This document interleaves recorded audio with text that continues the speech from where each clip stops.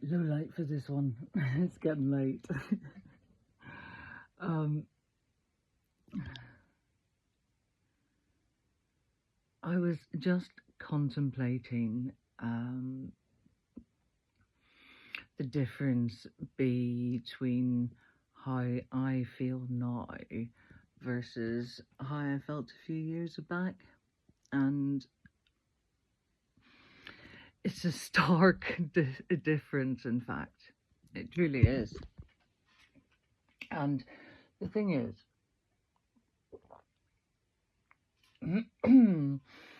I don't think I'm the only one. I think there's far too many of us walking around in a state of dysregulation, a dysregulated nervous system, which you might more commonly know as stress. And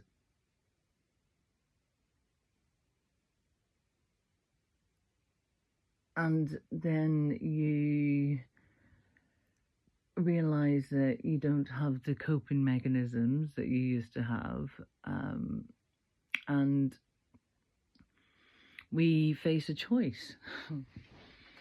And hopefully we become consciously aware of it, that this shouldn't be what life should feel like. It shouldn't feel like pushing uphill. And surely there has to be an alternative. That's where curiosity gets you. and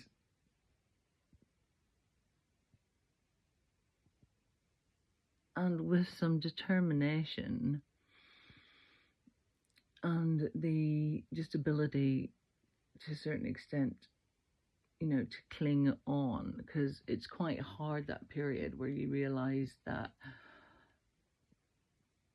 there has to be another way, but you haven't found that way yet, you haven't worked it out, and that's quite challenging, because you don't know if you're going to find it. And so really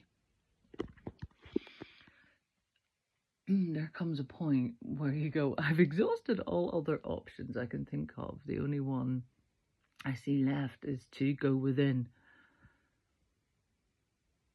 and face what you need to face. And the reality is, through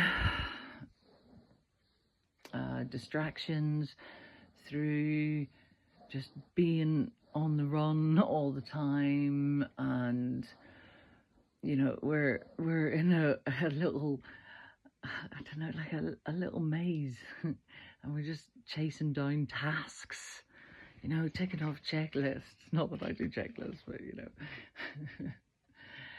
I do, and then I just ignore them, so I don't bother now. But yeah, you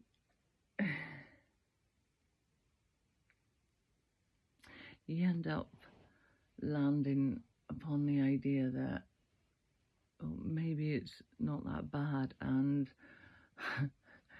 I've got nothing to lose.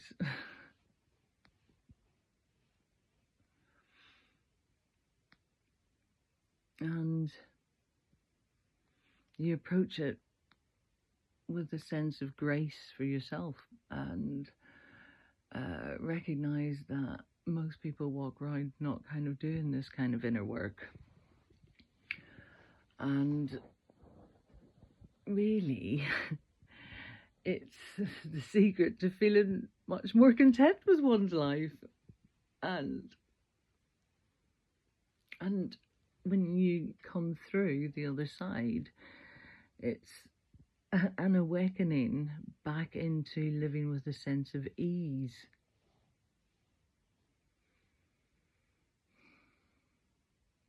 And it's like, wow. Or is that just me? It's like, wow. And I don't think I'm special, and my experience is special. I think I just chose to do it, chose to do what many others don't. And so my inquisitive mindset and curiosity came in quite handy after all. And somewhere within that,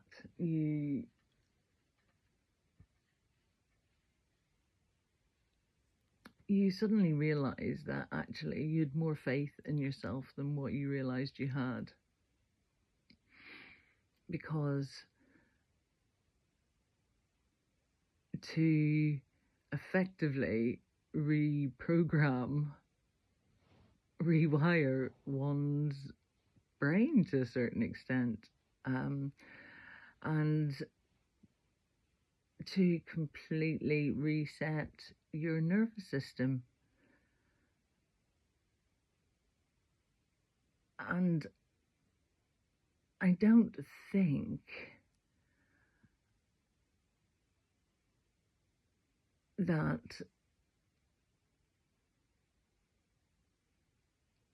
there's a better way that I've found to really get to the heart of things. And the truth is, you do have to be open to looking at the parts of yourself that you kind of squirm at, you know.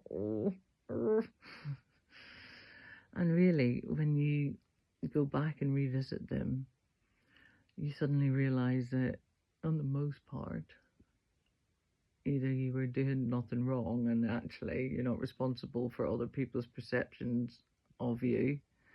That's their business.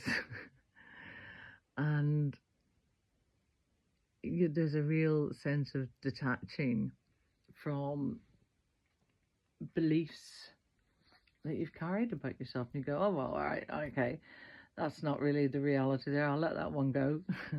Off it goes. And the more you do that, the lighter and lighter you begin to feel.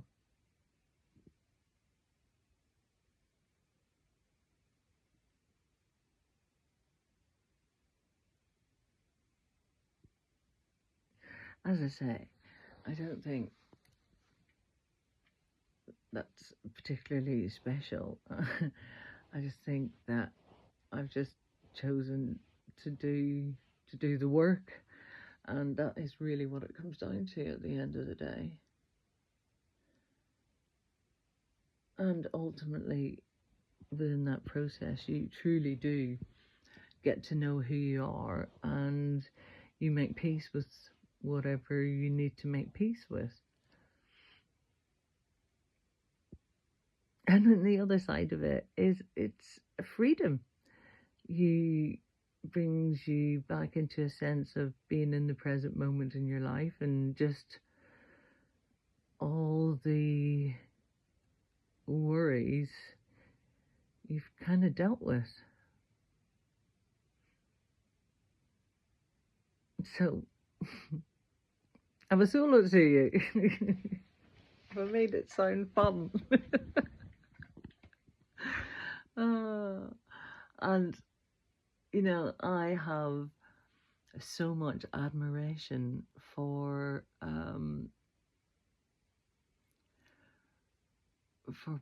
people,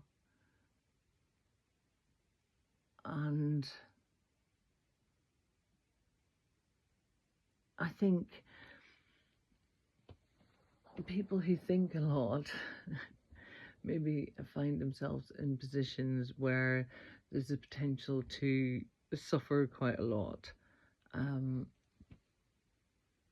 If you are not fully aware of how the rest of the world is operating, and you don't necessarily automatically click in,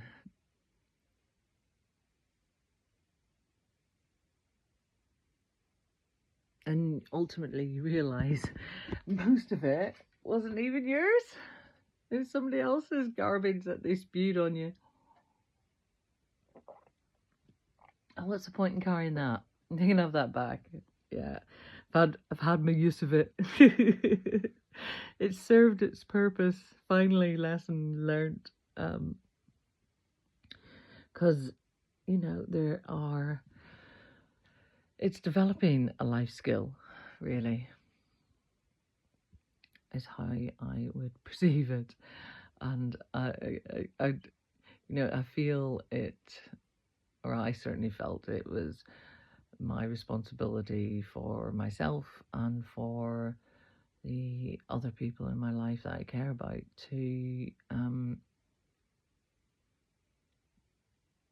be able to be who I more authentically am, and just be more joyful, really, and to not be as kind of like stressed and pushing through. It's that sense of pushing through, and we've just feels like we've got to a place in life where too many people are having to push through, and some of us are in more privileged positions than others, of course, and that's a spectrum, and I'm so consciously aware that there are others that have it tougher, and I fundamentally believe that as human beings we are supposed to live and organize ourselves in communities, and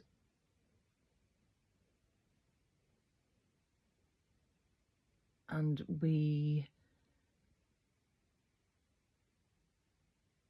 develop our emotional intelligence through communication, operating in those communities and then cooperating with other communities and making things work. And I think to a certain extent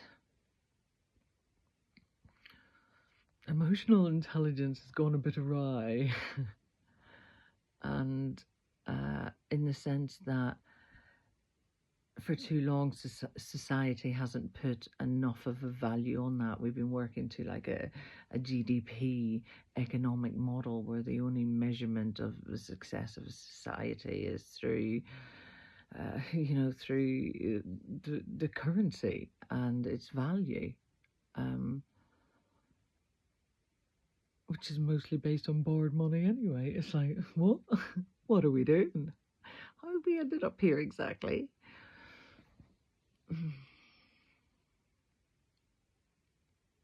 But all of these things are infinitely fixable if we learn how to collaborate again and, hold a basis of assumption of good of each other, and until proven otherwise, and just have a sense of wanting the best for each other. And it feels like the culture of competitiveness has really done humanity and our communities a huge disservice.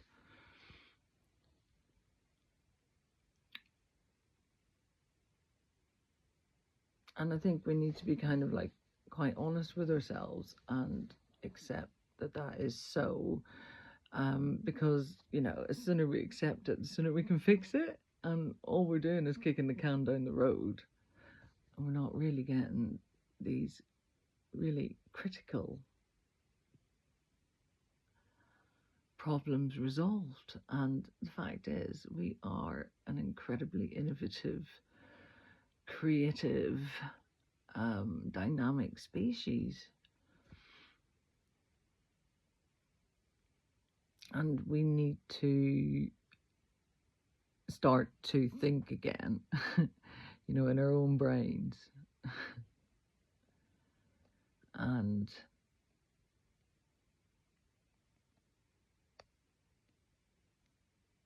I suppose that's kind of a bit of a counter to AI. We've kind of got our own AI. We've just it's really good for us to use it.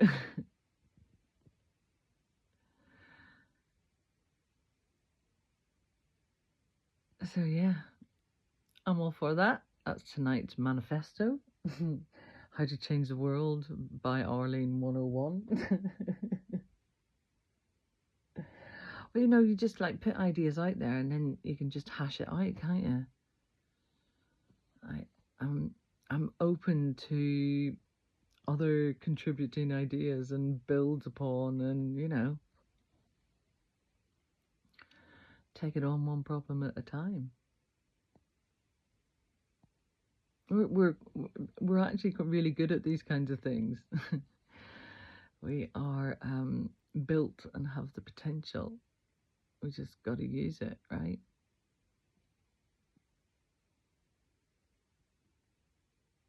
And in doing so, we remember who we are, and it rebuilds connection.